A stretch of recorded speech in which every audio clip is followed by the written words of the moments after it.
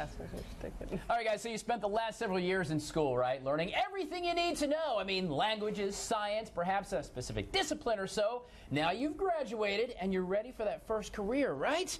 Well, have you refined your own personal skills? Have you scrubbed your digital footprint? Have you purchased thank you cards? If you're looking blankly at the television screen right now, it's a good thing Pamela Eyring is here from the Protocol School of Washington. Tyler. Hey, how are you? I just graduated. Congratulations. Look at me. Thank you very much. Could use a little gown to go with that? Yes, I look very learned, don't I? All right, so yeah, you learn everything you need to know, and now you head out in the world for that very first job interview. But first, there's some stuff you need to do.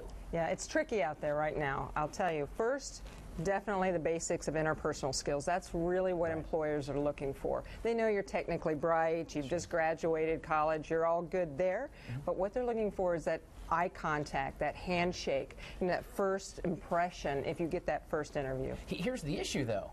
Is what are we losing? We've talked about this for a couple of months. We're losing that interpersonal because our faces are buried in a cell phone. Our faces are here. We're losing it. That's right. And you can't text your boss for an interview, can you? I find that most of these college graduates, it's the eye contact. And eye contact's what establishes the trust. Sure. And they're like, yeah, of course, I did this and I did this. And they won't give eye contact. Right. Please, show confidence. Good body language. Sure. When you come in, greet, say hello, nice, smile. And wait to be told to sit down. Don't just plop down in the chair if you're on a face-to-face And sit on the guest side of the table on the desk. That's right. Back over, hey man, that's a lift chair. I like it. I want to sit at the head of the table. Right. I'm Dumas material. You know what I'm saying? What about, speaking of cell phones and all this digital where we live in, the digital footprint? Yes, absolutely. What they're looking for is social media. They're looking on all the footprint of social media. They're looking at Twitter, Facebook, LinkedIn, and you hear it.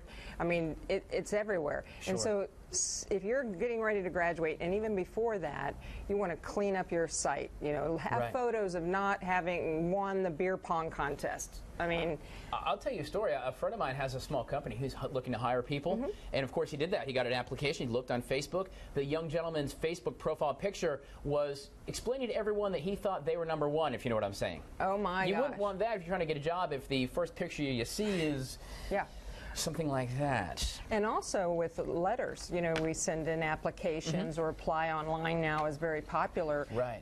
Be careful if you're, you know, checking out several different companies. Don't do the copy and paste, because I have a colleague that actually, this person didn't get the job because he had sent an application with a cover letter and had really studied their company, but yet had the competitor's name and address. The other thing, of course, a big thing which makes a huge impact, and is true, is thank you notes, right? Oh, absolutely.